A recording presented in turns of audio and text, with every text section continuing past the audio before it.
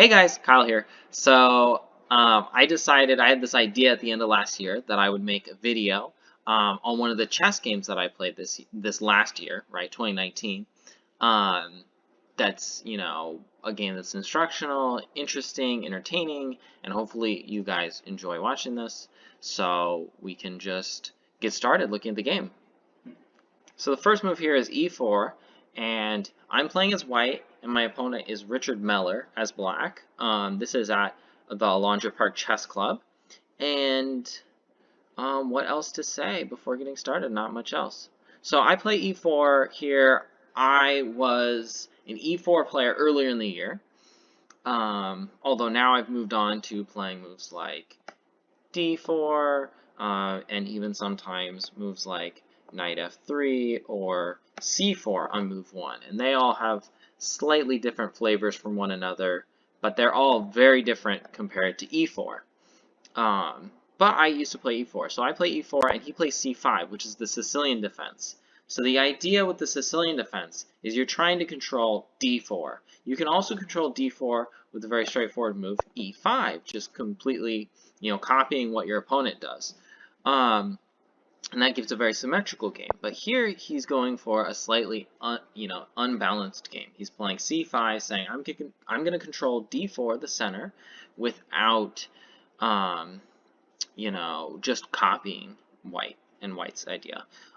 These are both, if you ever watch a video with Grandmaster Yasser Seirawan, who's an American player, he will say that there's two different kinds of ways to fight for the center. I'm just going to take my share of the center, and there's the I'm going to fight you over what control you have over the center. And so this is one of those I'm just taking my fair share of the center kind of openings. Another way would be playing moves like e6 or c6 and then prepare d5 and attack. That's the other kind of opening that he talks about. But in this case, we get c5. And I play knight f3, he plays knight c6. These are totally normal developing moves for both sides. We're just trying to control the squares e5 and the square d4. I also have the plan of castling kingside very soon. So I play bishop b5, getting closer to castling, and this is kind of seen as like an anti-Sicilian. The main way to play in this position would be to play the move d4. This leads to very aggressive positions where white is really trying to break open the center and attack black, and you'll get captures like this, and oftentimes black will play a move like knight f6 here, putting pressure on this pawn. Maybe I should make that red, and white will defend it. And you'll get some very interesting positions where they're unbalanced because white only has one central pawn and black has two, which can lead to a very interesting game strategically and tactically, and a lot can happen. And white's main idea there is to just develop really quickly and attack black. And here I develop really quickly, but I don't attack black in such a straightforward manner. I'm playing this move bishop b5 to take his knight on c6. I'm going to give up the bishop pair, which is a disadvantage, because the bishop pair is slightly stronger than knights, because you can control the whole board with both your bishops, right? But if you have only one bishop, your bishops are now, you're only controlling half the board, right? So I'm going to give up my light squared bishop, and I'm only going to be able to control the dark squares after this, which is a bit of a problem. But I'm also gaining some advantages. He plays e6. His idea is to put a knight on e7 and just recapture on c6 if I don't immediately capture. And so he's kind of like daring me to capture right now. He's saying, hey, this is your last chance. So I say, okay, I'll take it. He doesn't want to take with his d pawn because now I can play d3, and white's just doing a little bit better here in general. It's not so great for black. Instead, he captures towards the center with the b pawn. His idea is he's going to play d5. And once he gets d5 in, he will be supported by one of his c pawns there, the pawn on c6. This basically means he's going to have a lot more central control than I will, right, with his pawns. So I do have to be careful here. That's kind of the dynamic, advantage here, right? He's giving up some advantage, which is his pawn structure. His structure is getting weakened, but he's also gaining some advantage in that, well, he's bringing pawns towards the center of the board, and he's going to take control of the center of the board. So I castle, and he plays d5. This is something you always want to play in the Sicilian, d5, if you can, as black. And here he has a very strong center. It's really impossible for me to attack it. So I play d3, and this leads to a really interesting position. If he takes on e4, that's actually a mistake, because I can take on e4, and now, let's say we trade off queens. In this queenless middle game that we have, it's not quite an end game, but it's kind of this queenless middle game. He has doubled pawns that are also isolated. So that means there's no pawn to the left or the right of them, right? If we look, there's no pawn here, there's no pawn here, there'll never be a pawn here, there'll never be a pawn here, right? They're just undefended. And that's a real problem, especially if you don't have some sort of short-term advantage to go along with that, which he doesn't. He doesn't have some sort of big attack going on. He's traded off queens here. So this is a really bad line because basically I'm just going to slowly build up pressure. I'm going to play moves like c4, just freeze the pawns, blockade them where they are, and b3, which will then make it so that my structure is completely sound. It's impossible for him to break through. It's impossible for him to fix his structure. It's going to be a really big problem for him. So he doesn't want to play that, and he just plays the normal move f6. I move on with the move e5. So this is a good move here. He plays knight f6, which is perfectly reasonable, but it does have this disadvantage of e5. Now I gain space and I gain time, which are two very big things in chess. So, you know, oftentimes what can happen is one player starts gaining these advantages, like space, time, things like that. And once it starts to get overwhelming, they sacrifice material to get even more of that advantage. So there's possibility somewhere in the future that a sacrifice comes somewhere where I gain even more time and suddenly my opponent is losing on the spot because these advantages have just become too overwhelming. So I'm starting to get some really interesting advantages here with the space I have and the time that I'm gaining, because I am ahead in development here. He's played a lot of pawn moves, and I haven't made a lot of developing moves either, but I'm going to start getting a little bit ahead of him here. So he plays knight d7. Now his bishop's really bad, right? And he wants to get his light squared bishop, that is, and he wants to get it to a6. This is one of the disadvantages of what he's done with the pawn structure, right? Is that he has all of these pawns on, light squares. So this is a big idea in chess, is the whole idea of color complexes. So his light squared bishop is competing for space with his pawns. His pawns are getting in the way of it, and they're making it a problem for him. So he wants to get outside of his pawn chain with his bishop. And the thing is, I don't have a light squared bishop, but I have some pawns on light squares, which is not a problem. They're not blocking in this bishop. This bishop's super happy. It can go all the way to h6 if it wants. So it's a very nice bishop. His dark square bishop is also doing pretty well. I play rook e1, overprotecting my really impressive e-pawn, right? So I've protected it with my knight, I protected it with my rook. It's just being protected by everything here. And if my opponent ever plays a move like d4, gaining even more space for himself, which is an interesting idea, he runs the risk of allowing me to lift my rook up to e4. And that could mean I could even swing over to the king side, so that could be a problem. He plays bishop e7, just a normal developing move. He's trying to get ready to castle. He likes his bishop on this diagonal. He doesn't have really anywhere else to put it, so he just puts it on e7. He's now also controlling this diagonal more, right? And especially this g5 square is important, right? But mostly he just wants to castle and get his king to safety here. It's a dual purpose move for those reasons. So I play knight c3, just developing. He castles, and now I play, I probably should have played bishop f4, and I have a lot of arrows I've drawn here, so there's a lot of ideas. I want to play moves like b3 and a4 on the queen side with the pawns, right, and control the important c4 square. And I also want to even think of moving my rook over to b1 to kind of just slow down my opponent's play on that side of the board, because that's really where he's going to end up playing. He's going to end up playing on the queen side. I'm going to be playing on the king side. He has, you know, more control over the queen side. A few other moves actually that I can do is I can also play g3 and h4 with my pawns on the king side, and then maybe even put my knight into g5, right? I've really, you know, finished development, so now I can start thinking big picture stuff. So this would be a bit better to play this way. Instead, I play a4, and I'm gaining space on the queen side, but otherwise, I'm not really doing all that much here. He plays bishop a6, like he should, right? I play b3, controlling c4. So I don't want him to play c4, because if he gets to play c4 without any concessions being made, well, now he's just fixed his structure, right? So I need to make it a problem for him to play this way, right? Here he plays h6. I play a5, which, you know, I think the purpose to this move was I was trying to stop his knight from coming to b6. But otherwise, I don't know if this was really a great move. I think this may have been a waste of time for white. But I played it, and he gets to play c4, which is actually interesting because I just played a move that I don't think is so great, but now my opponent plays a move that I really don't think that highly of, especially in retrospect now. At the time I thought, interesting. But now I look at it and I think, I don't know if he should have played that.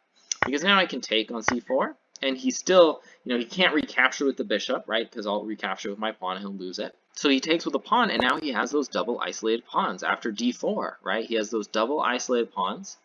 I have a really strong center, and I have more space on the king side. His light squared bishop isn't so great, right? There's a lot of disadvantages for him. But he had a clear plan with this move. So it's not like he just made a really bad move for no reason and it's just strategically losing the game. No, he has a plan. His idea is he's going to play bishop b4, right? That other red square I've highlighted. And on top of that, he also has a really strong bind on the d5 square. So by bind, I mean he's making it so that I can't move my d-pawn to d5. If I go there, I'm just going to lose the pawn.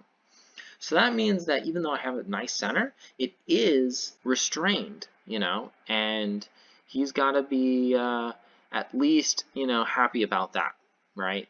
But we get this b4 move, right? I play bishop d2, defending my knight, and now he wins a pawn. So that's why I didn't like a5 in retrospect now, is because I just ended up losing it in the end. I play queen c1. I'm attacking long distance, right, the h pawn.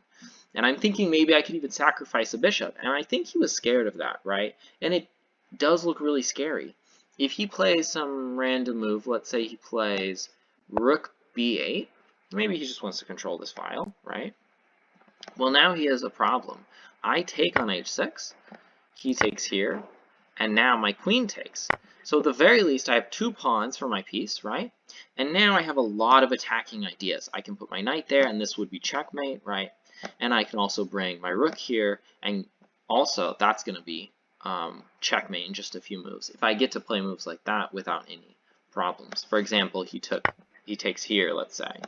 Now I just play this, and there's a lot of problems for my opponent. It's really hard for him to play this position. If he played something like this, trying to get his king to safety, well, you know, this is maybe a problem, right? So he has to be careful. He can maybe even still defend in that position, but it's difficult. He has to play precisely. I mean, you know, I made him just make some bad moves there. He probably wouldn't play a move like rook b8. And in fact, here he has to figure out how to untangle his pieces on the queen side, right? Because he has these 2 bishops, which are in a little bit of danger, right? Because of this rook. The one behind the dark square bishop, the light square bishop there on a6, is actually undefended. So he has to figure out how to defend that piece. He takes here. So if I take his bishop on a6, like this, now he gets to take here, and if I recapture, well, that's okay. We just traded off a bunch of pieces, right? But, you know, I didn't like that so much, right? And I decided to make things a bit more complicated and take here. Now his bishop is hanging, and I win time. He plays not such a good move, though. He plays bishop b5. And actually, if we go back to before that tactical little sequence there, what he should probably play here is bishop b7, getting his bishop out of that pin, right? That's what we call a pin here in chess, where the bishop on a6 is going to be captured if the bishop on a5 moves. So he got out of it through tactical means, where he said, well, I'm taking one of your pieces, and if you take my piece, I'll take another piece, and we'll be equal in the end. He was just able to count correctly in that position. But a really simple way to get out of it is to play bishop b7. And now, it seems weird, because doesn't this bishop look bad behind this pawn? But the idea is he's going to play this move, make it orange for some reason. He's going to play that move, c5, and it's really important that he plays that move, c5, because if he plays that, now he's going to free up his bishop, and now his bishop is looking really good if he can free that up. And he's also breaking down my center, so that's a really good strategic idea for him. Unfortunately, he doesn't see that, so he could play something like this, right, where he gets what he wants eventually, and we get a very interesting sequence here, where essentially Black is doing just a little bit better than White because he has a better structure now. And if we count pawns, let's see, pawn material is equal, right, in terms of pawns. So, Black had to give up a pawn, right? He had an extra pawn, he had to give it back. But his structure is now a little bit better, and he's just doing slightly better. And since my opponent is definitely a more experienced chess player than me, I would feel a lot better about his chances than mine in this position. But instead, I went back a little too far, sorry. But instead, in this position, he decided to go for something more tactical. And so he still had a chance to play it here, and he still has the same idea. But instead, now that his bishop is hanging, he decided to save it by going to b5, which is really not the best move, because now, this bishop's just out of the game. It's not going to do anything for the rest of the game. If you pay attention to this bishop, it'll be a really boring game because you'll just see this one piece that's not moving, right? So, yeah, he loses a tempo and he takes one of his pieces out of the game. Not something you want to do, generally speaking. So now I play rook e4, and this is why this was one of my favorite, this is the game I wanted to show you guys here, this is what makes it interesting to me, really. It's an interesting opening, and there's a lot of strategic ideas here, but the really interesting thing is I just move a rook to e4 and I say, okay, I'm just going to move it over to g4 and then I'll just be attacking your king. It's kind of unusual, honestly. I don't get too many games like this, so I thought this was interesting and noteworthy for that reason. So he plays rook e8, I play rook g4. Now his h-pawn is hanging because of the pin on his g-pawn. So his pawn on g7 can't recapture on h6 if my queen takes h6. For example, if I take here, this pawn on, let's make it orange, on g7 can't move because, let's say, he makes a random move. I take here, I take here. He can't take back. The computer won't let me do it because if he took back, then his king is in trouble. So, and now I'm threatening checkmate on g7. And actually, I don't even know how he stops it. He probably has to give up a piece, like do something like this. And then he's still going to get checkmated, and then he maybe runs away, and then he still gets checkmated. So it's a really sad day for him if he misses this tactic, because it's really impossible for him to get out of the danger. So he plays king h7, which fixes everything. But now I just play a really natural move, queen f4, and I'm attacking his f-pawn. He plays f5, good way to defend it. I take with the e-pawn. So now my center has broken up a bit, right? And I only have this pawn in the center. But, you can see that I've migrated a lot of my pieces over to the king side, and I'm attacking his king. His king is definitely starting to feel like it's in danger. If he takes with his queen here, this is probably his best move, and this is what I thought he would do in the game. But I do have a lot of moves to keep up an attack. One thing is that I can move my queen to g3, another idea is to move it to d6, and another idea is to move it to c7. And all of these are causing threats. I think I like c7 the best because I'm controlling the 7th rank, which is a big thing in chess, right, is to try and control the 7th rank of your opponent, especially with your heavy pieces like your rooks and your queen. He's also stepping into a pin, right? Or a discovery, right? If I play d5 at some point, his queen is in trouble. So this is like a tightrope walk right here, right? He's taking on a lot of risk by playing that move, but it seems to be the best move to me. Instead, he takes with the knight, which is very natural because he's winning a tempo on my rook. And actually, here's where I started to mess up a little bit.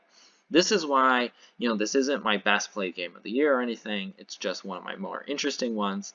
Is I should have played rook h4 and kept up a lot of threats. Now there's a pin once again on the king.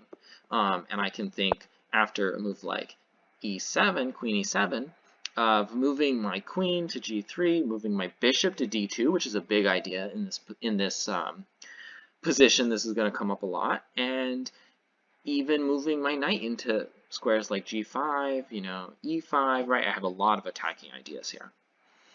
But instead, I played rook g3, which is also pretty good.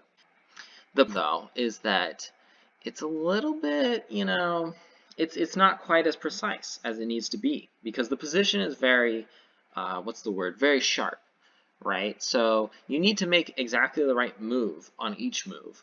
And if you don't make exactly the most precise move you can, you're going to have problems. You're going to start realizing that, you're not causing threats. You're not causing immediate problems for your opponent to deal with. And if you're not doing that, then your opponent's going to be able to start coming back into the game. And so he did. He played queen d5, just centralizing his queen. He's even maybe has some dreams of playing e5 at some point. But now I play knight e5 to stop him from playing e5 ever. And here I'm controlling some critical squares around the king, right? So that's a big deal. And this was a critical moment in the game. This is actually slightly inaccurate, but he's not winning, right? He's equalized here, finally, as black. On move 23, he's got essentially an equal position. But as oftentimes happens in chess, the second you think that the pressure is off, you make a mistake. So here he plays knight e4, which is a terrible blunder. His idea likely is to move rooks to g8 and f8, and he's also winning some time as my bishop is under attack, and so is my rook, and that is a really nice knight fork here. But there is a serious problem with this move. So, all of you chess tacticians out there, right, if you want to take a moment to pause the video and look at what's going on. Really look at all of your forcing moves and try and see if you can find a tactic here for white. All right, so, if you've paused your video and you found the tactic, congratulations. If you haven't found it, or if you just decided, I'm not even going to look, I'm just going to see, just see what Kyle says it is in the end, that's fine too. The move that's I was really happy to play here was a rook sacrifice on g7. Rook takes g7 check. And this is actually not that long of a calculation at all. And, there was some time trouble here for black, right? Black didn't see this because he was in time trouble. He was getting towards the end of his clock, I think. So was I, but, and that's why I made some slightly iffy moves before this. But finally, I get the sacrifice, and my opponent was actually very sportsmanlike here, and he let the checkmate be played out. In a lot of cases, your opponent just will resign. They'll just say, "No, okay, I resign." But he saw this and was surprised and said, "Oh man!" And then he took my rook, and I thought, "Huh, I kind of was surprised at first. I thought, why is he playing on? He knows I'm about to checkmate him." And he kind of like leaned over the board and told me, he was like, I'm just letting you play it out because, it's very interesting checkmate. So I said, oh, thank you. And I played it out. Queen f7 check, the knight defends the queen. King h8 and knight g6 checkmate. The king has no squares. The knight is giving check. And the queen is controlling all of this territory here. So that's checkmate, and it was very exciting because I just got to sacrifice a whole rook. And actually there's a lot more tactics in this position. He needs to play the move knight h5, but I have at least an equal position here, and I even can get a draw in some positions by giving check with my queen. If he goes here, for example, I can give check, and I can open up some very interesting stuff with this. And he has to be very careful here. If he plays the wrong move here, like this is going to be game over. He has to take this. But then he's still checkmated. He has to play, what does he have to play? He has to play this, but then that's still checkmate. So it's just over if he takes, essentially. But, okay, if he plays the right move, then we get a really unclear position with d takes e6 here. If we go back, you know, that's like the best move he could have played, and it would have led to a very, very complicated position. Anybody still could have won it because it's, you know, it's time trouble, so anything can happen. Another move he could have tried was queen e4, but after this move, this is a really deep position here, really deep move. Queen d2, and white's actually just winning because he's going to bring the rook on the a file over to the e file, winning a tempo on the queen. And I'm even going to remaneuver my bishop, my dark square bishop, to c1 and target h6. And I'll have some ideas of sacrifices. I'll have some really good control over g6. And this is a really good position for white, so he has to be careful about that. And then also in this position, he has the move rook g8 and then rook g6 with the plan of playing bishop d2. This is something I did not find over the board, and this is the only thing that I was really like thinking, like, what if he just plays something like that? I don't know what I'm going to do if he plays something like that. And I should have probably found this simple idea. Maybe if I, you know, really was put to the test and had to find it, maybe I would have been able to. Who knows? But, you know, this is a really interesting position here, and it's very unclear who's doing better. The move he has to play, actually, to not be in trouble in the long run, because I can now sacrifice my rook on h6 and checkmate him with my queen, with the bishop, right? That's a threat that's coming up really quickly. He actually has to play queen e4, just trying to trade queens. But the problem is I can take this knight, and now once we trade queens, I'm actually up a piece. And his bishop are not great, but my knight's really good, and my rooks are really good compared to his rooks. And to give you the final thing that I actually did see in the game, which I was very excited about, was rook f8. I was calculating this. And this was really exciting to me because some stronger players, even expert level players, came over, and maybe even higher rated than expert level players, you know, came over and looked at this game and were very interested in the checkmate that had occurred. And they, you know, were talking to him, they were analyzing it, and they said, you know, some of the players said, well, maybe you should play rook f8. And afterwards, you know, I came back from looking at another game, and Richard told me, you know, he said, you know, maybe I should have just played rook f8, and maybe we still had a game going here. And I thought, sure. And I kind of didn't mention this at the time because I kind of felt uncomfortable bragging about having found this move. But rook takes g7 check is actually still really strong. This is a move that actually, I don't have like the best hardware or anything, but the chess engine I have that I'm using, which is just in a browser, has a little bit of trouble finding this even. And the idea is you play bishop d2, and there's a lot of checkmating threats here, and black is in a lot of trouble. If black plays something simple like this, rook a3, and the game's over for black. It's just over at this point. If black plays something like knight g8, which seems kind of hard to find because it's kind of a bizarre move to play, you can get queen g3 check, and it's still really hard to defend this position. You can get this check winning the queen, and black is in trouble. This is a discovered check. So, yeah, so, I mean, this is just a really strong sacrifice here. And instead, I didn't have to play anything, you know, too deep. I ended up playing a very simple tactic. Rook takes g7 check, king takes g7, queen f7 check, only move, and now checkmate. And of course he had to take the rook. If he didn't take the rook, it's also checkmate in one right here. Just to show that really quickly, why he had to play the way he did. So that was my, you know, most interesting, most entertaining, I think, chess game of the year over the board. I had some slightly more entertaining games maybe, but they were very dubious games. So I don't want to show those games where I blundered a rook and my opponent didn't see it and then I checkmated him. That's kind of just silly. But this game was relatively well played from both me and my opponent's perspective, and there was a lot of fireworks there at the end. So, alright, let me know what you think about this video, and I'm going to have some more videos coming out